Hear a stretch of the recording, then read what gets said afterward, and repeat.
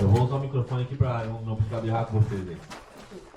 Bom, primeiramente agradecer ao evento, né, ao Moitu, pela oportunidade, né? Como o Ricardo falou, eu estou mais para realmente. Esse ano eu queria ficar mais só aproveitando, mas os piá me enlaçaram ali. E obviamente a gente nunca vai negar nada para os nossos irmãos aí, né? Qualquer coisa eu nunca vou negar para eles aí, porque assim como o ano puro, eles sempre estão lá com a gente aí, né? A gente tem que honrar também nossos irmãos e vir para cá também, né? A Santa Catarina, a gente é do sul aqui, então é nossa obrigação também representar aqui, também estar junto aqui com eles. Sempre nos receberam bem, então mais uma vez obrigado ao Moitu, toda a equipe aí, de coração, tá? Bom, pessoal, é o seguinte, eu vou falar um pouco agora. A gente não conseguiu, como eu vim de carona, eu não consegui montar um stand e tal. Trouxe algumas coisinhas só para representar aqui, porque na verdade vai ser vou falar um pouco sobre a escola para vocês, sobre esse projeto, né? Primeiramente, e depois a gente vai. Eu trouxe uma prática aqui para quem quiser praticar. Eu trouxe aqui uma prática para a gente fazer de um materialzinho de faça você mesmo, né? Para você levar para casa aí, para ficar como lembrança aqui desse evento, né, dessa humanidade aí, dessa junção entre pessoal que gosta do bushcraft, sobrevivência e afins, né? Pessoal do mato aí. Então eu trouxe alguma coisinha também para vocês fazerem. Estou aqui hoje com o Marcos, né? O Marcos é lá do nosso staff também, a gente tem um staff em São Paulo lá.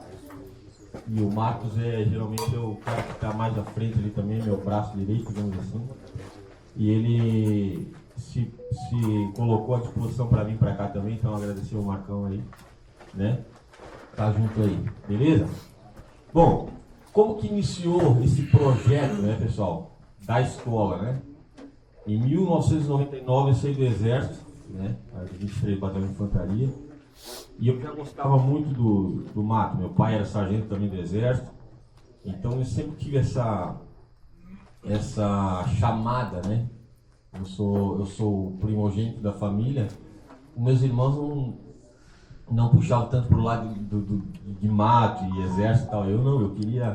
Eu já vibrava com isso aí e tal, queria servir, né? E acabou que dos 14 anos para frente, eu já comecei saindo, né, pro mato sozinho. Eu lembro que eu levava um lençol da minha mãe escondido para fazer um capiri, meti o lençol, meti umas folhas de umas palhas na cobertura e dormia no chão mesmo, né? Era o que a gente tinha. E pescava, passava 2, 3 dias lá pescando e comendo o que tinha lá. Isso era... Para quem é do sul aqui sabe que a maioria foi criada assim meio no mato, né? Pulando cipó e tal. Então, aquilo ali, cada dia eu ia gostando mais da área externa, outdoor, né? Da vida ao ar livre, do mato e tal. Depois, então, em 90, ali eu fui servir o exército e tal. Também depois eles me colocaram. Eu não ficava tirando serviço no batalhão. Eu comecei tirando serviço no batalhão, que era na cidade, mas depois eles já me jogaram para a área de instrução do batalhão, lá na IB. Lá no mato, eu ficava 7 dias no mato. E daí ali, cada vez isso foi aumentando, né? Logo que eu saí do exército, eu continuei auxiliando instrutores na parte de sobrevivência. Esse era o meu foco. Eu sabia o que era bushcraft e tal. Na verdade, até hoje tem, aqui no Brasil, como o termo é muito novo, né? Pessoas que não conhecem o termo ainda, né? O que é bushcraft? Na verdade, já praticam, mas não sabem o que é o termo só, né? Terminologia. Então, para mim, eu continuei trabalhando com a parte de sobrevivência, auxiliando sargentos e tal, mesmo como civil eles me chamavam. E ali eu fui aprendendo a montar a instrução. Só colava nos guerras, só nos comandos, só nos forças especiais, só nos caras que vibravam mesmo. E eu queria aprender cada detalhe, fui aprendendo. Só que existe a sobrevivência militar, ela é diferente de uma sobrevivência, muitas vezes, do que os nossos antepassados tinham, por exemplo. como no militar a gente tinha munição, a gente utilizava a própria munição para fazer fogo, né? Tirava ali, tirava a pólvora e utilizava a pólvora. Então tinha o boldril, mas o boldril era com a pólvora.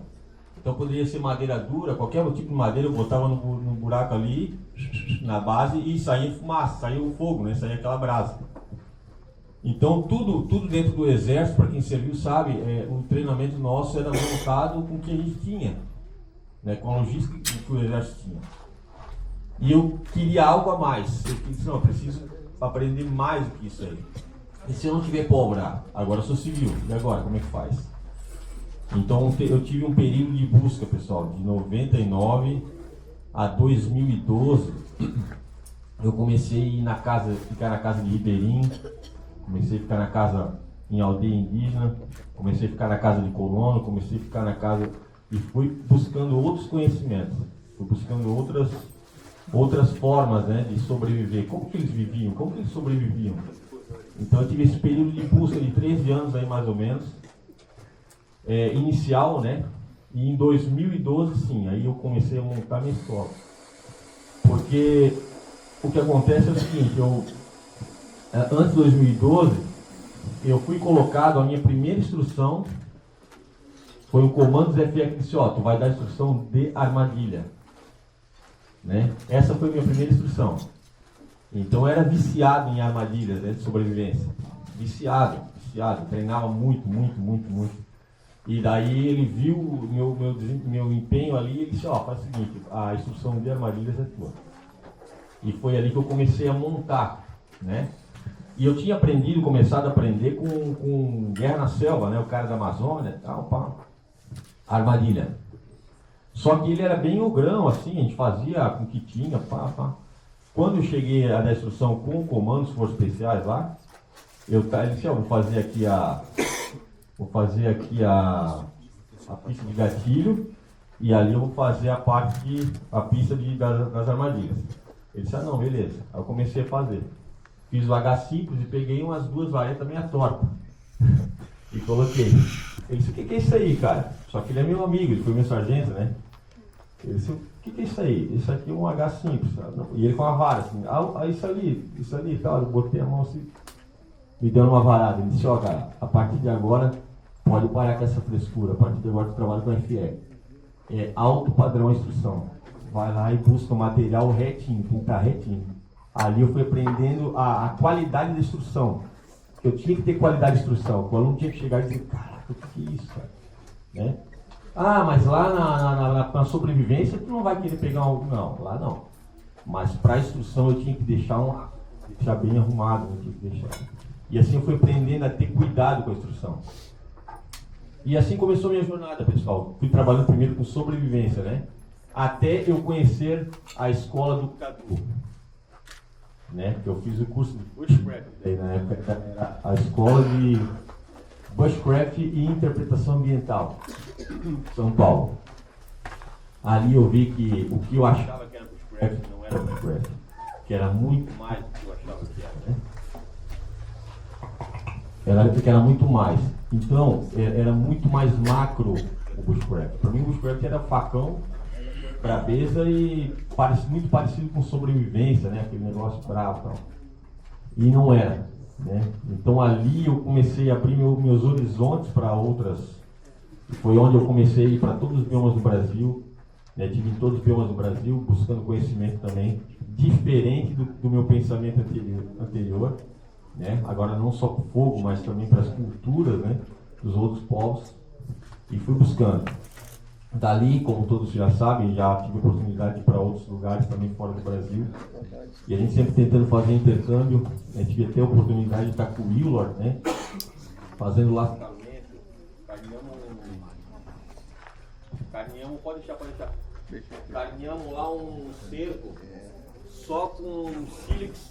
Carinhamos todo ele, tiramos couro, tiramos costela, tiramos pernil, tiramos. Só com sílex, que era a cultura dele. E ter essa oportunidade, né, de estar aprendendo com um cara como ele. Então eu tive algumas oportunidades depois disso, né? Sempre a busca pelo conhecimento. Mas em 2012 depois de eu ter sido colocado como já instrutor, né, pelo comando lá, aí eu resolvi então criar a minha escola. Mas nós iniciamos somente com sobrevivência. Era sobrevivência, né? Não era bushcraft ainda.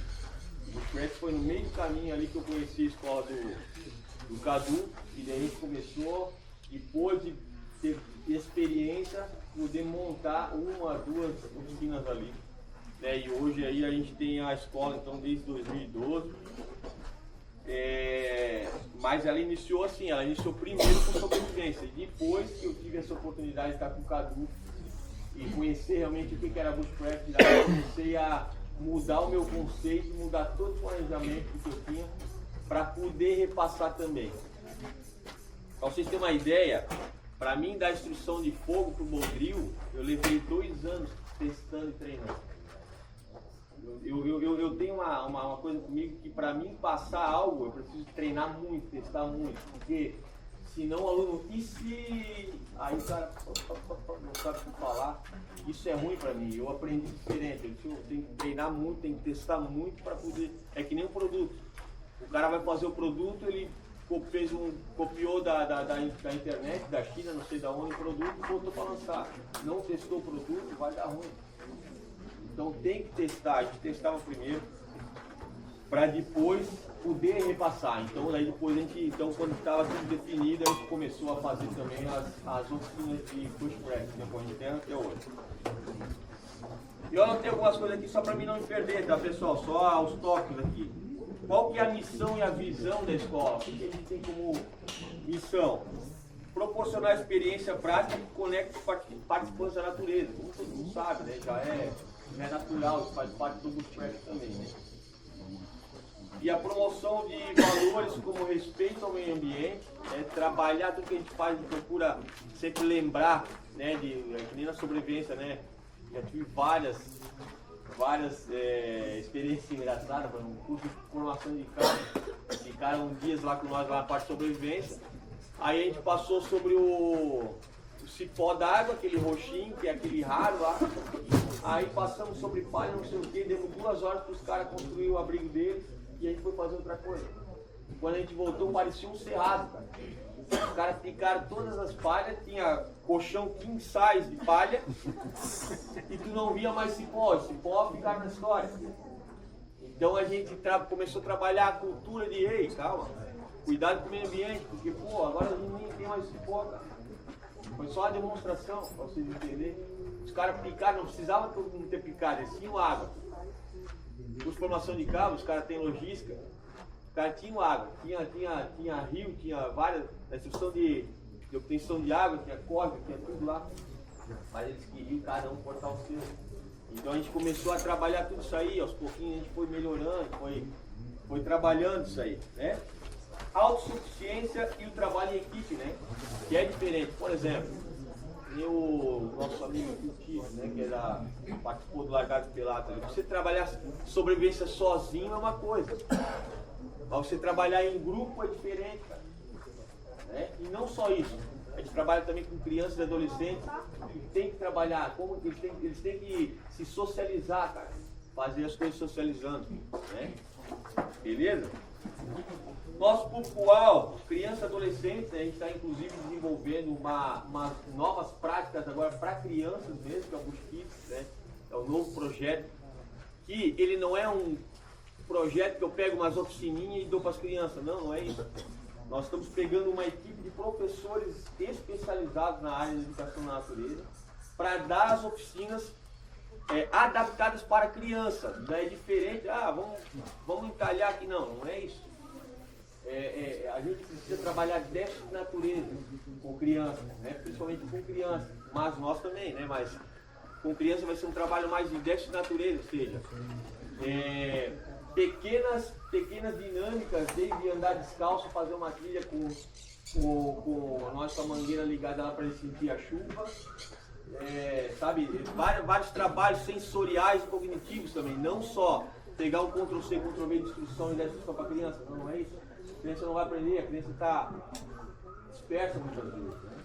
Então é um outro trabalho. junto com a minha esposa, que também trabalha com crianças especiais, a gente vai fazer um trabalho diferente com uma equipe para isso. Não pegar eu só vou estar ajudando a fazer fogueirinha para eles, eu vou estar ajudando só.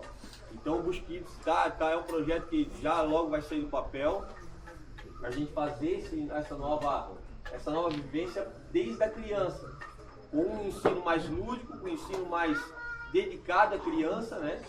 Mas mais intenso para a criança do que pegar, por exemplo, nós pegar aqui e fazer uma coisinha como se fosse um adulto também. Adultos, né? Desde técnica de sobrevivência, parte de sobrevivência, às vivências de bushcraft, para trazer essa reconexão, né, com o mundo natural, para as pessoas terem esse gosto novamente pelo mundo natural, por estar fora, pelo outdoor também. Escolas e instituições, a gente já faz um trabalho com o Colégio Militar lá em Blumenau, né, e com algumas escolas já foram feitos alguns trabalhos também. Desde crianças a adolescentes também trabalhar também com crianças, né? Tem que ser diferente também. Assim, para mim, cada público ele tem um padrão, ele tem não é só pegar o tudão que a gente sabe e passar para todos. Não, isso está errado. Uma concepção nossa, filosofia nossa. A gente tenta preparar para cada público um ensino, né? Uma forma de ensino que a pessoa, que aquela criança, ou aquele adolescente, aquele adulto consiga captar melhor aquilo lá, né? Ele consiga ter essa imersão real aí, tá? O que a gente tem hoje, né, de vivência, né? A gente tem vivência de um dia, tanto Bushcraft Day quanto Survival Day, né? O Bushcraft Day antigamente a gente pegava existia um treinamento Bushcraft Weekend, que é o treinamento de um final de semana. A gente pegava um sábado e oferecia os produtos no sábado só, né? E daí a gente colocava como Bushcraft Day, eu sei, vários assuntos. Depois de um tempo a gente mudou. Hoje a gente fala um assunto só naquele dia, né? Ferramentas de corte, é um dia de ferramentas de corte. Carne, é um dia de carne. Então toda a parte de Bushcraft Day, né, que é de um dia, ela é de um assunto só. Tem também a parte de sobrevivência, abrigo, armadilha. Já fizeram abrigos lá, né? Armadilha também fizeram? Armadilha não. Abrigos, armadilha, ou seja, é voltado para sobrevivência. Lá no caso, se for fazer lá também abrigos de sobrevivência, é relacionado à sobrevivência. Abrir palha, como trabalho com cipó que eu posso usar, qual que é a embira que eu posso tirar na Mata Atlântica, como que eu uso essas, né? Quais são as técnicas, né, de abrir palha, de palha riscada, como é que eu faço telhado. Então toda essa parte aí, voltado à sobrevivência. Então hoje a gente tem esses dois. Por quê? Porque às vezes o camarada não consegue ficar um final de semana fora de casa. Então a gente procura fazer um dia, para a gente também atingir esse público que só consegue ficar um dia. E 2 dias, né? Os 2 dias geralmente é o Bushcraft Weekend, que daí são vários assuntos fragmentados no final de semana. Básico, né? Cara, isso é uma introdução ao Bushcraft. Bushcraft Weekend é o módulo 1, introdução ao Bushcraft. Então a gente introduz ali como é que, né, a parte inicial ali, só que ele já sai fazendo bodrio, o cara já sai, né, com conhecimento ali, tá? Então o Bushcraft Weekend, né, que é de 2 dias, existe também o Bushcraft Journey, que é o módulo 2. Esse já está junto com outro instrutor, também conhecido, né? Um dos caras que foram pioneiros também no Brasil, que é o Juliano Toniolo. No primeiro a gente fala do Juliano Toniolo, das referências lá, e no segundo ele está conosco ali como instrutor. Então as pessoas têm a oportunidade de ter instrução também com o Toniolo. Então módulo 2, o Bushcraft Journey, a jornada continua com o Toniolo também. Então são dois instrutores ali que estão ali. O Toniolo é um dos nossos parceiros aí da escola também, né? Já há alguns anos aí nessa parte. Falando em parceiros aqui, a gente já teve vários parceiros aqui, né? Como o Jorge, já teve também nas instruções, o Anderson, né? O Índio Branco, né? Eu lembro, eu acho que era esse, né? Já tiveram, de vez em quando estão, quando precisa, eles sempre estão juntos aí nas instruções, fazendo o trabalho deles com muita excelência, muita excelência. Aí sobrevivência, tem os treinamentos também voltados da Mortnig, né? Não sei, para quem não sabe, eu sou embaixador da Mortnig no Brasil, né? A empresa sueca de faca, de lâminas. E a gente faz algumas vivências também da Morkniv no Brasil. Morkniv Day, Morkniv Carving Weekend e também Morkniv Camp, que vai ter agora no final do ano, que é só um acampamento da Morkniv, né? Essas vivências, elas são utilizando ferramentas da Morkniv. Morkniv manda para nós ferramentas e o pessoal pode utilizar essas ferramentas durante as oficinas e eles recebem um certificado com a aval da empresa, ou seja, a empresa mandou tá o certificado ali, o layout da empresa mesmo, tá? Então as pessoas os alunos têm como levar um certificado da Morkniv para quem gosta da empresa, né? Para quem gosta das ferramentas. É legal isso aí também. Sobrevivência em área de matas, né? A gente tem sobrevivência em área de matas. Aí, o curso, né? Em área de matas, na Mata Atlântica de 3 dias e na Amazônia tem de 5, 6 e 10 dias, né? Geralmente os cursos de sobrevivência estão sendo mais na Amazônia. Agosto vai ter um, outubro tem outro, né? Então geralmente tem 1, 2 cursos por ano, né? Na Amazônia daí, tá? Sobrevivência a gente prefere dar na Amazônia, mas a gente está vendo uma área também na Mata Atlântica em Santa Catarina para a gente poder também voltar a dar os cursos de sobrevivência em área de mata, que é aqui em Santa Catarina, daí na parte de Mata Atlântica, né? Mata Atlântica é um brófila densa, né? Que é bem úmida. Então a gente tinha uma área já, mas a gente já está vendo outra área maior, inclusive, para a gente poder voltar a dar esses treinamentos voltados à sobrevivência também. De 3 dias na Mata Atlântica e de 6 a 10 dias na selva amazônica. Tá? Então essas são as vivências que a gente tem. Lembrando o seguinte, pessoal, a escola tem uma parceria bacana também com uma família muito conhecida para quem conhece o Bushcraft aí, principalmente da parte antiga, né? Morse Korensky, né? Quem conhece Morse Korensky aqui? Poucos.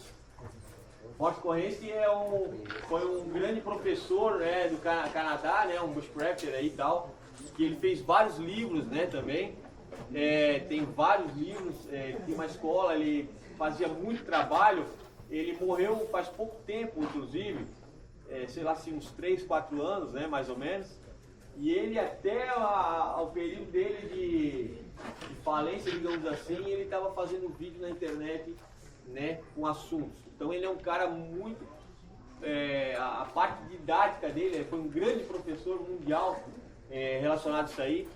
E hoje, na nossa escola, a gente tem uma parceria com a família dele, que é o seguinte...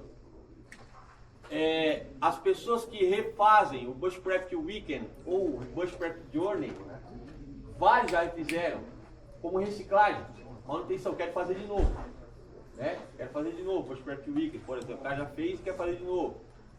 Então a pessoa refaz o curso como uma reciclagem.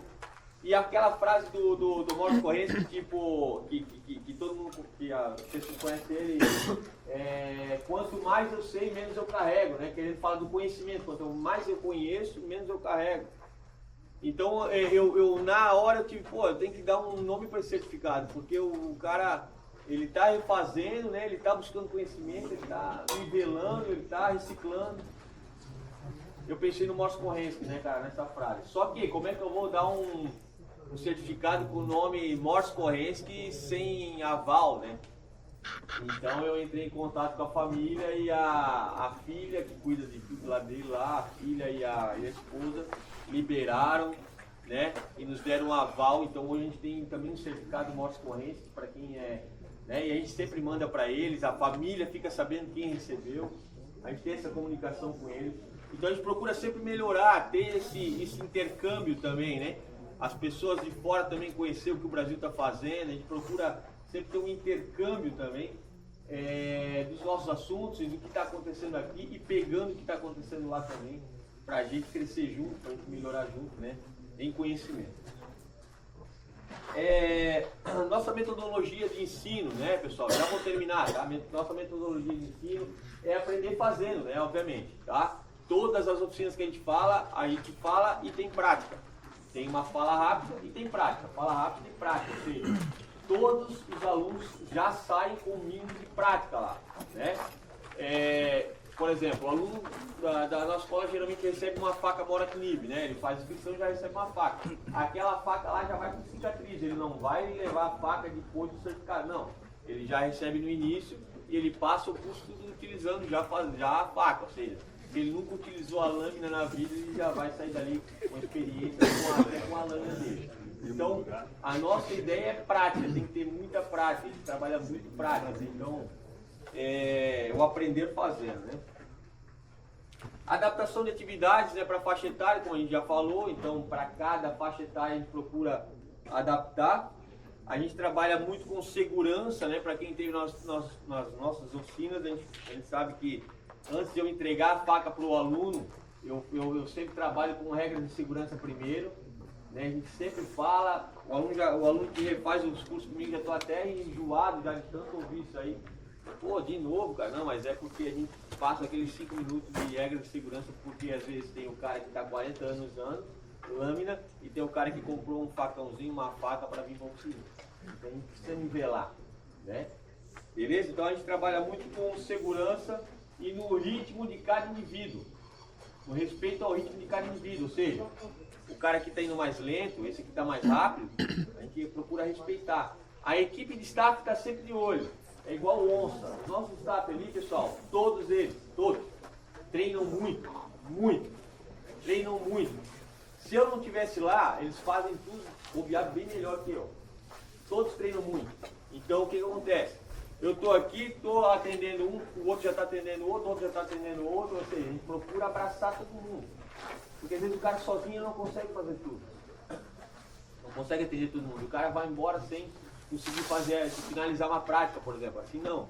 Os staff eles já estão prontos ali para auxiliar. E a gente tem muito essa visão, né? Ver como é que está o cara, se ele está um pouquinho mais lento, se ele tem que ter um cuidado maior, se ele está pouca habilidade com lâmina, o outro não sei o quê. Então a gente procura ter essa visão macro, né? E tendo respeito pelo indivíduo. Né? Sem apressar ou sem não. Cada um tem uma velocidade, né? Vocês todos aí, tenho certeza que na prática de vocês teve algo que vocês demoraram um pouquinho mais, vocês foram um pouco mais acelerados, aprenderam mais rápido, né? Então tem esse tempo, cada um tem esse tempo, né? Então a gente procura trabalhar isso com bastante cuidado. Já falei do apoio, né? O apoio dos staffs contínuo, então a gente não para de ter apoio, a gente procura, né, por isso que a gente tem limitação, né? A gente geralmente procura colocar 20 pessoas, porque a gente tem quase 10 staffs lá, então a gente procura ter um limite de 20 pessoas, não adianta ter 50, 100 pessoas, você não conseguia ter todo mundo, né? Como era no quartel, né? O cara, o sargento apresentava uma coisa para 120 homens, todo mundo sentado assim, e aí, entenderam? Sim, senhor. Ninguém praticou, o cara só viu. Sim, senhor. E todo mundo sabe que o cara vê o Boldrio no exemplo, o Rendril, né? Eu sei como é que faz. Eu vi o cara fazendo no YouTube ali, agora eu entendi. Não é assim. O cara vai ter que pegar, vai ter que testar, vai ver como é que é o peso da mão, vai ter que, muita coisa para o cara fazer. Então o cara tem que praticar. Resgate de saberes tradicionais, então a gente procura trabalhar essa parte, inclusive na Amazônia esse ano. Vai ter 1 ou 2 dias que os caras vão ficar só com indígena e ribeirinho. Ou seja, a gente vai estar procurando cada vez mais trazer as pessoas da cultura para dar oficina também, não só nós.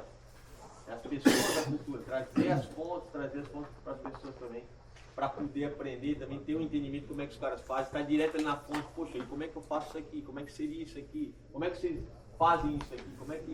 Né? Então a gente procura ter esse... Então a gente está cada vez trabalhando mais para trazer esses saberes tradicionais dos povos e culturas da nossa região e de outras regiões. Educação ambiental já falei. Desenvolvimento de habilidades socioemocionais, né? Trabalhar proatividade, resiliência, trabalhar algumas coisas ali que às vezes, mas o bushcraft não é bem para isso, cara. Só da gente trabalhar com lâmina, a gente trabalha muito foco, a gente trabalha paciência, trabalha muita coisa. Isso aí, todo mundo sabe, eu sempre falo isso aí, todo mundo já sabe decora salteado que a tecnologia chegou, a gente está cada vez mais dependente. As pessoas ficam cada vez mais dependentes. Não fazem por si. Né? Esse negócio de faça você mesmo.